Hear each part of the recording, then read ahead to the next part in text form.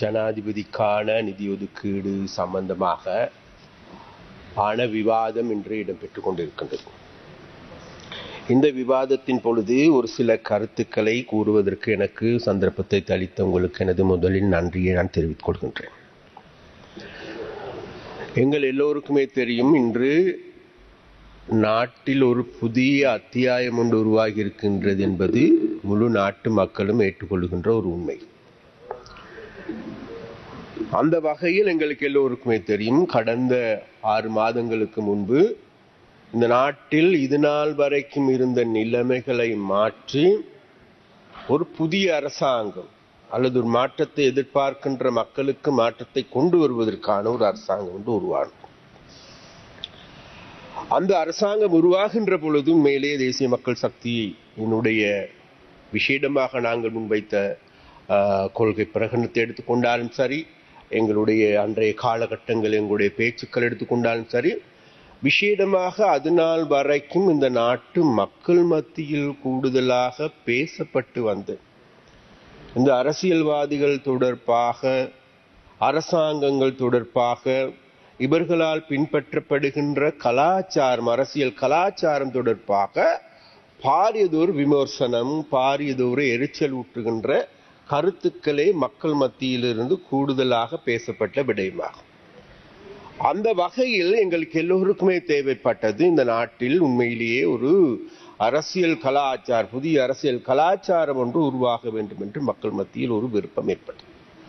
அப்ப அந்த அடிப்படையில் விஷேடமாக அது நாள் வரைக்கும் இருந்த கலாச்சாரத்தை நாங்கள் எடுத்து பார்க்கின்ற பொழுது, அரசியல்வாதிகள் எடுத்துக்கொண்டால் உறுப்பினர் அவர்களே, இந்த அரசியல்வாதிகள் எல்லாவற்றுக்கும் மேலானவர்கள்.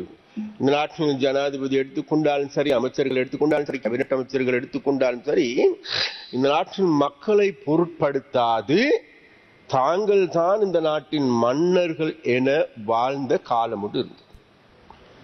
அப்ப அதன் பொழுது அவர்கள் கையிலேயே சட்டமா, நீதியா அல்லது ஏனைய நிறுவனங்களுக்கு பிரதிநிதிகளை நியமிப்பதான் அல்லது எல்லா வகையிலும் இவ்வகாரான செயற்பாடுகளை இவர்களால் முன்னெடுக்கப்பட்டவையாக இருக்கும்.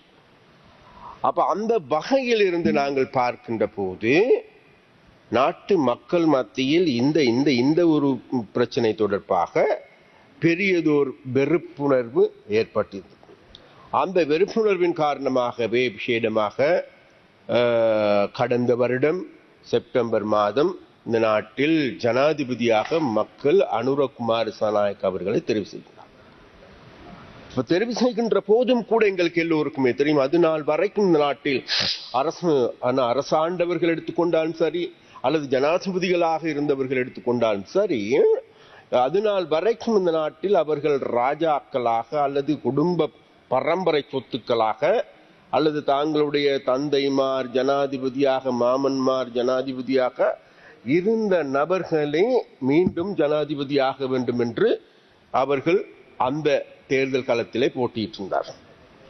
அன்றைய காலகட்டங்களுக்கு எங்களுக்கு எல்லோருக்குமே தெரியும், அனுரகுமார் திசாநாயக்க என்பவர் சாதாரண ஒரு குடிமகனாக ஒரு ஏழை குடும்பத்தில் பிறந்து வளர்ந்து அதன் பிறகு பல்வேறு இன்னல்களையும் சந்தித்து, கல்வி கற்றுக்கொள்வதற்கும் கூட பல்வேறு நெருக்கடிகளை சந்தித்து, பிறகு நாட்டில் ஒரு பட்டதாரியாக மாறி ஒரு அரசியலில் ஈடுபட்டு அந்த அரசியல் விடாமுயற்சியின் அடிப்படையில் அவர் இன்று ஜனாதிபதியாக தெரிவு செய்யப்பட்டார்.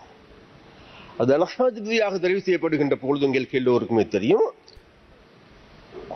இன்றைக்கு நாட்டில் இருக்கின்ற முழு நாட்டு மக்களுமே இன்றைக்கு அனுரகுமார் திசாநாயக்க அவர்களை யார தழுவிக்கொள்ளுகின்ற ஒரு நபராக மாறி இருக்கின்றார். அது வடக்கா, கிழக்கா, தெற்கா, மேற்கா என்றல்ல, அனைத்து மக்கள் மத்தியிலும் அந்த அபிப்பிராயமே உருவாகி இருக்கின்றது. அது மாத்திரமல்ல, இன்னைக்கு உலக ரீதியாக எடுத்து பார்க்கின்ற பொழுதும் கூட அவ்வாறான ஒரு நபர், அவ்வாறான ஒரு ஜனாதிபதி, புதிய ஜனாதிபதி ஒருவர் உருவாகி இருக்கின்றார் என்ற கருத்து முழு உலக வாழ் மக்கள் மத்தியிலும் சரி, உலக நாடுகளில் இருக்கின்ற அரசியல் தலைவர்கள் மத்தியிலும் சரி, அவ்வாறான ஒரு கருத்து உருவாகி இருக்கின்றது. அப்ப அவ்வாறான கருத்துக்கள் உருவாகி இருக்கின்ற பொழுது எங்களுக்கு எல்லோருக்குமே தெரியும், 2022ஆம் ஆண்டு என்பது இந்த நாட்டில் ஒரு தீர்மானகரமான ஒரு நிலைமை ஏற்படுத்தியிருந்து, அதுதான் இந்த நாடு 2022ஆம் ஆண்டு ஏப்ரல் மாதம் 12ஆம் தேதி இந்த நாட்டில் வங்குரோத்து அடைந்த நாடு என அறிவிக்கப்பட்டது. அப்ப 2024 ஆண்டு நாங்கள் திரும்பி பார்க்கின்ற பொழுது செப்டம்பர் மாதம் எடுத்துக்கொண்டால் எங்களிடம் ஆட்சி அதிகாரம் வருகின்ற போது உண்மையிலே எங்களுக்கு கிடைத்தது இந்த நாட்டில் ஒரு வங்குரோத்து அடைந்த நாடாகும். அப்ப அந்த வகையில் இந்த வங்குரோத்து அடைந்த நாட்டை கட்டியெழுப்ப வேண்டிய தேவை எங்களுக்கு இருந்தது. அப்ப அந்த வகையில் இன்றைக்கு எங்களுக்கு எல்லோருக்குமே தெரியும். அது மாத்திரமல்ல, இந்த பொது தேர்தல் எடுத்து பார்க்கின்ற பொழுது பொது தேர்தலில் முழு நாட்டு மக்களும் எங்களை ஏகமனதாக தெரிவு செய்தார்கள். அதன் வெளிப்பாடாகவே இன்று 159 பேரை மக்கள் எங்களுக்கு தெரிவு மக்களுடைய ஆணையின் கீழ் அனுப்பியிருக்கின்றார்கள். அப்ப அதனால் எங்களுக்கு ஒரு கடப்பாடு இருக்கின்றது. யார் எங்களை விமர்சித்தாலும் சரி, எங்களை ஏசினாலும் சரி, எங்கள் மீது என்ன குற்றச்சாட்டுக்களை முன்வைத்தாலும் சரி, எங்களுடைய மனசாட்சிக்கு விரோதமில்லாது நடப்பவர்கள் நாங்களா என்றால், நாங்கள் இந்த அரசியலுக்கு வந்தது எங்களுடைய இருக்கின்ற எல்லா உறுப்பினர்கள் எடுத்துக்கொண்டாலும் கூட இந்த அரசியலை தேர்ந்தெடுத்தது தாங்களுடைய மடியை மாத்திரம் நினைத்து அல்ல. எங்களுக்கு 1வது 2வது 3வது நாட்டு மக்கள் மக்கள் மக்கள் மக்கள் மக்களுடைய வாழ்வே எங்களுடைய வாழ்க்கையாகும். அந்த வகையில் மக்களுடைய வாழ்க்கையை நினைத்து அவர்களுடைய வாழ்க்கையை முன்னேற்ற வேண்டும் என்கின்ற திசையிலேயே எங்களுடைய அரசாங்கம் இன்றைக்கு சென்று கொண்டிருக்கின்றது. அதனால் எங்களுடைய மனசாட்சி எங்களுக்கு சொல்லுகின்றது, நாங்கள் நேர்மையாக நடந்து கொள்ளும் பட்சத்தில் இந்த நாட்டில் இருக்கின்ற மக்களை உங்களை ஆற தழுவிக் கொள்வதற்கு தயாராக இருக்கிறார். அந்த வகையில் இன்றைக்கு எங்களுக்கு எல்லோருக்குமே தெரியும், நாடு முழுவதும் நாங்கள் செல்லுகின்ற இடங்கள் எல்லாமே மக்கள் மத்தியில் இன்றைக்கு அரசாங்கத்தின் மீது கூடுதலான நல்ல அபிப்பிராயங்களை உருவாகி வருகின்றன. அவ்வாறான அபிப்பிராயங்கள் உருவாகுவதற்கான காரணம் தான் வேறு எதுவுமல்ல உறுப்பினர் அவர்களே, எங்களுக்கு எல்லோருக்குமே தெரியும், நன்றாக தெரியும், கடந்த காலத்து அரசியல் என்பது என்ன. அப்ப அந்த கடந்த காலத்தில் அரசியலை நாங்கள் திரும்பி பார்க்கின்ற பொழுது இந்த நாட்டில் கொள்ளையடிக்கின்ற, இந்த நாட்டை சூறையாடுகின்ற, நாட்டு மக்களை ஏமாற்றிய நபர்களுடைய அரசாங்கங்கள் ஆகும். அது மாத்திரமல்ல, விசேடமாக நாங்கள் தமிழ் மொழி பேசுகின்ற மக்கள் என்ற வகையில் சதாகாலமும் தமிழர்கள் வஞ்சிக்கப்பட்ட, தமிழர்கள் ஏமாற்றப்பட்ட, அது மலையகமா அல்லது வட பகுதியை எடுத்துக்கொண்டாலும் சரி, கிழக்கு எடுத்துக்கொண்டாலும் சரி, எல்லா வகையிலும் இவ்வாறு ஒடுக்கப்பட்ட, நசுக்கப்பட்ட, ஏமாற்றப்பட்ட, வஞ்சிக்கப்பட்ட மக்களாகவே இந்த மக்கள் இருக்கின்றார்கள். அதனால் அந்த மக்கள் மத்தியில் இன்றைக்கு ஒரு தேவை இருக்கின்றது. அப்படியானால் இந்த நிலைமையில் இருந்து மாற்றமடைந்து உண்மையிலே அந்த மக்களுடைய நம்பிக்கையை வென்றெடுப்பது எப்படி என்கின்ற சவால் கடந்த காலங்களில் இருக்கு. அப்ப அந்த வகையில் இன்றைக்கு எங்களுக்கு எல்லோருக்கும் தெரியும். அது யாழ்ப்பாணத்தை எடுத்துக்கொண்டு பார்க்கின்ற போதும் சரி, வன்னி மாவட்டத்தை எடுத்துக்கொண்டாலும் சரி, நுவர்லியா மாவட்டத்தை எடுத்துக்கொண்டாலும் சரி, இந்த பிரதேசங்களில் வாழ்கின்ற அனைத்து மக்களும் இன்றைக்கு ஏகமனதாக இன்றைக்கு முதலாவது கட்சியாக தேசிய மக்கள் சக்தியை தெரிவு செய்து கொண்டிருக்கிறார்கள். அது தெரிவு செய்து கொள்வதற்கான முக்கியமான காரணம் தான் நாங்கள் முன்வைத்த எங்களுடைய கொள்கை பிரகடனத்தில் முக்கியமான ஒரு விடயம் தான் வேறு எதுவும் இல்லை. இந்த நாட்டில் ஒரு அரசியல் மாற்றத்தை ஏற்படுத்த வேண்டும், அதாவது சிஸ்டம் சேஞ்ச் ஒன்று ஏற்படுத்த வேண்டும் என்பது எங்களுடைய குறிக்கோளாக இருந்தது. அப்ப அந்த வகையில் நாட்டில் இருக்கின்ற மக்கள் மத்தியில் ஒரு நம்பகமான நிலைமை ஏற்பட்டது. அப்ப அந்த நம்பகமான நிலைமையின் கீழே இன்றைக்கு எங்களிடம் இந்த அதிகாரத்தை மக்கள் கொடுத்திருக்கிறார்கள். அந்த வகையில் இன்றைக்கு எங்களுடைய அரசாங்கம் இன்றைக்கு பல்வேறு சவால்கள் மத்தியில் பொறுப்பேற்ற போதும், நாடு வங்குரோப்படைந்த நிலையில் இருந்து பொறுப்பேற்ற போதும், எங்களுடைய அரசாங்கத்தினுடைய முகாமைத்துவமும் ஜனாதிபதி அவர்களுடைய முகாமைத்துவத்தின் கீழ் இன்றைக்கு நாடு ஓரளவு நிமிர்ந்து பெருமூச்சு விடுகின்ற நிலைமையை நோக்கி நகர்ந்து கொண்டிருக்கிறது.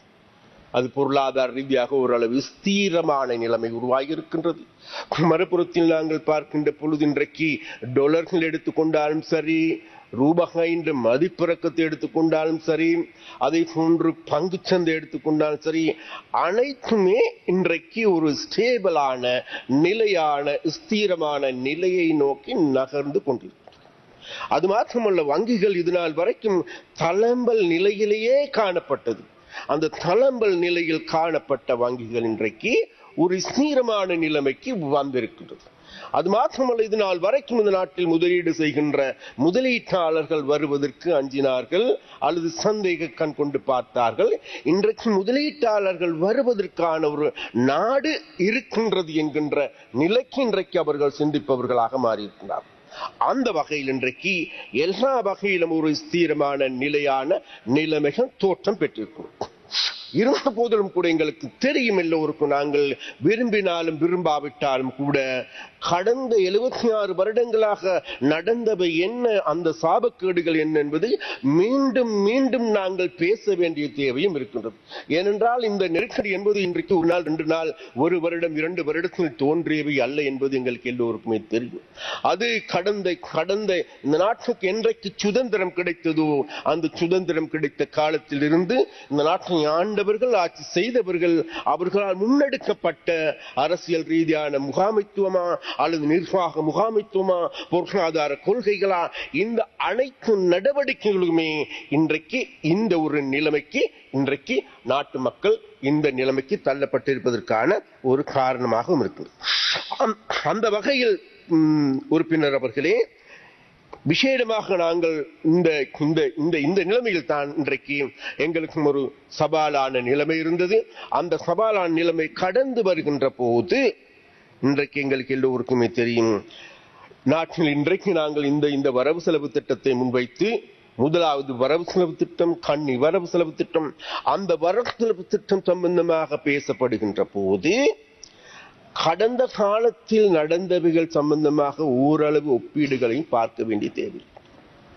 கடந்த காலங்களில் இந்த நாட்டில் அமைச்சர்மார்கள் எடுத்துக்கொண்டாலும் சரி, ஜனாதிபதிகளை எடுத்துக்கொண்டாலும் சரி, அவர்கள் வாழ்ந்த வீடுகளை எடுத்துக்கொண்டாலும் சரி, மாளிகைகள் எடுத்துக்கொண்டாலும் சரி, அவர்கள் மன்னர்களாகவே வாழ்ந்தார்கள் என்பதற்கு எந்த விதமான மாற்று கருத்துக்கும் இல்லை.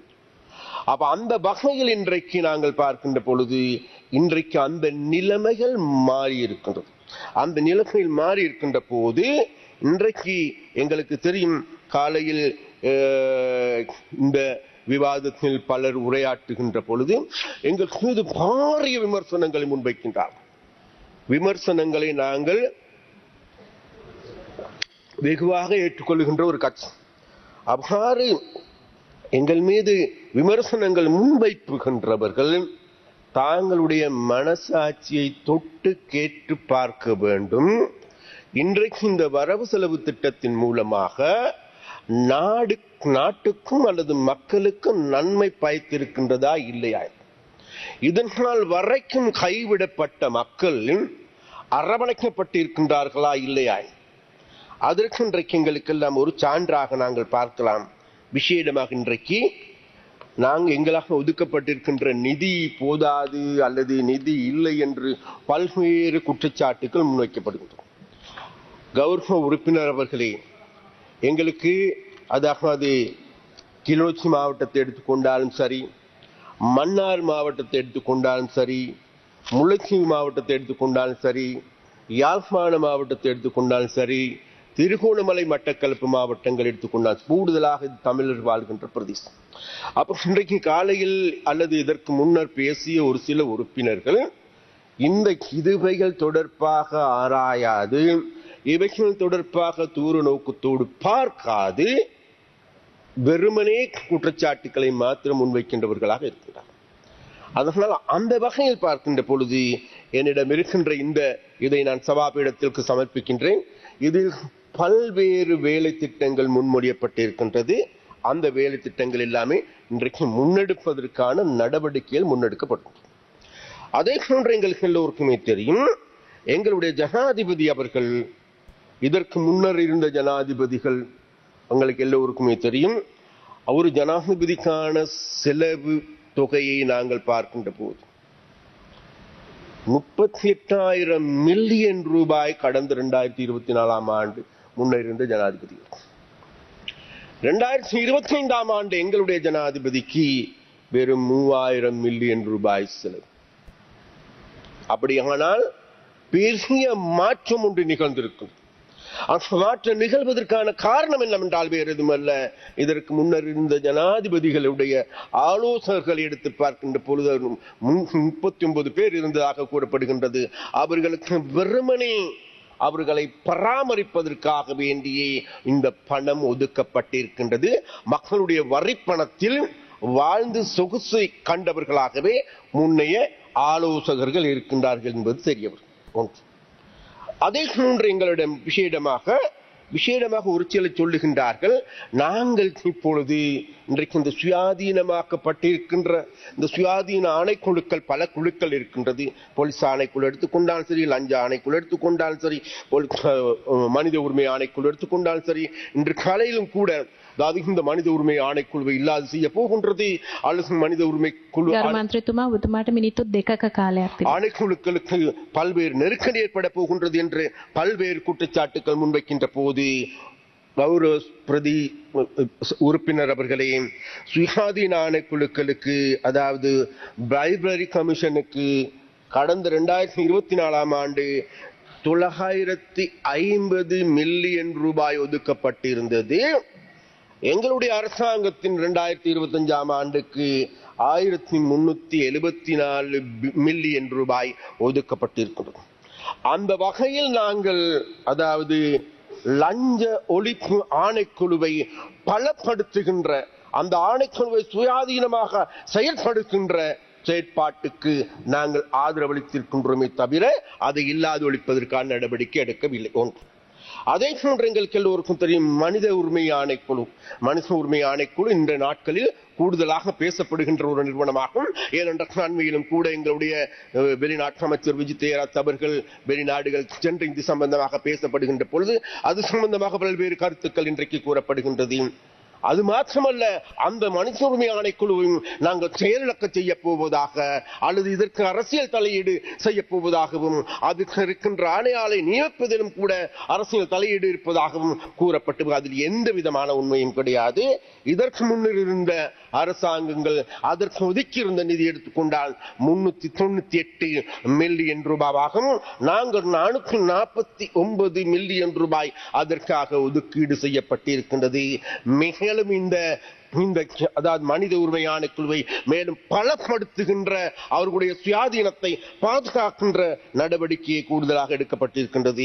அதே போன்று இன்றைக்கு அண்மை காலங்களில் கூடுதலாக இந்த போலீஸ் ஆணைக்குழுவின் மூலமாக இன்றைக்கு போலீசாரிடம் பல்வேறு இடமாற்றங்கள் நிகழ்கின்றது. இடமாற்றங்கள் நிகழ்கின்ற பொழுது இது எல்லாமே ஒரு தப்பரத்தை மட்டும் இதெல்லாமே அரசியல் தலையீட்டின் கீழ் அல்லது இந்த நாட்டில் இருக்கின்ற தேசிய மக்கள் சக்தியினுடைய அரசாங்கத்தின் எம்பிமார்களுடைய தேவையை பூர்த்தி செய்வதற்கு ஆகவே செயற்படுகின்றது என்ற குற்றச்சாட்டு முன்வைக்கப்படுகின்றது. அதில் எந்த விதமான உண்மையும் கிடையாது. ஏனென்றால் போலீஸ் ஆணைக்குழுவுக்கு கடந்த வருடம் 207 மில்லியன் ரூபாய் ஒதுக்கப்படுகின்றது. இவ்வருடம் 245 மில்லியன் ரூபாய் ஒதுக்கீடு செய்யப்படும். அந்த வகையில் கௌரவ உறுப்பினர் அவர்களே, எங்களுடைய அரசாங்கம் என்பது அல்லது நாங்கள் இந்த வரவு செலவு திட்டத்தின் மூலமாக முடிக்குமான மட்டும் எங்களுடைய சுயாதீன தன்மையை பாதுகாத்திருக்கின்றோம். நாட்டு மக்களுக்கு எங்களுடைய அர்ப்பணிப்புகளை வெளிக்காட்டியிருக்கின்றோம். எங்களுடைய செலவுகளை குறைப்பதற்கான சரியான முகாமைத்துவத்தை நாங்கள் செய்திருக்கின்றோம். அதே போன்று இந்த நாட்டில் இல்லாது போயிருக்கின்ற தேசிய ஒற்றுமையை வலுப்படுத்துவதற்கான வரவு செலவு திட்டமாகவே இந்த வரவு செலவு திட்டத்தை நாங்கள் பார்க்கின்றோம். அதனால் தான் வடகிழக்கு விசேடமாக இந்த யுத்தத்தால் பாதிக்கப்பட்ட மக்களுடைய வாழ்க்கையை மேன்மைப்படுத்துவதற்காகவே கூடுதலான நிதி ஒதுக்கீடுகள் செய்யப்பட்டிருக்கிறது. அதனால் நாங்கள் எதிர்பார்க்கின்றோம் அந்த நிலைமைகள் மக்கள் புரிந்து கொள்வார்கள் என்று. நன்றி, வணக்கம். ගරු හර්ෂණ රාජකරුණා මන්ත්‍රීතුමා